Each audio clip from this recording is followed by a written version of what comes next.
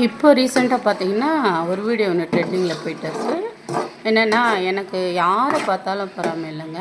நான் சமைக்கிறவங்கள பார்த்தா தான் எனக்கு பொறாமையா இருக்குது அப்படின்னு சொல்லி நான் தெரியாம தான் கேட்குறேன். சமைக்கிறவங்கள பார்த்து எதுக்குங்க பொறாமை பண்ணணும்?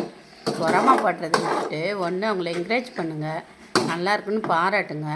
அதை விட்டுட்டு எதுக்கு பொறாமை பண்ணணும்? இல்லையா, நானும் அவங்கள மாரி நல்லா சமைப்பேன் அப்படின்னு சொல்லி ஒரு போட்டி எடுங்க. அதெல்லாம் விட்டுட்டு எனக்கு பொறாமையாக இருக்குது பொறாமையாக இருக்குதுன்னு சொல்லிவிட்டு கடைசி வரைக்கும் எனக்கு சமையலே தெரின்னு மற்றவங்க சமைச்சு வச்சா சாப்பிட்றது அதெல்லாம் உங்களுக்கு ஓவராக தெரில. அதனால் எல்லோரும் சமையல் என்பது ஒரு கலை, அதை ரசித்து செய்கிறவங்களும் இருக்கிறாங்க, இல்லை வேறு வழி இல்லை அப்படின்னு செய்கிறவங்களும் இருக்கிறாங்க. ரசித்து செய்கிறவங்க அதை நல்லா சமைக்கிறாங்க. அதாவது பிடிக்காமல் செய்கிறவங்களுக்கு தான் அது கஷ்டம். அதனால் சமையல் தெரியாமல் ஆண் பெண் யாராக இருந்தாலும் சமைக்க தெரியாமல் இருக்கவே கூடாது.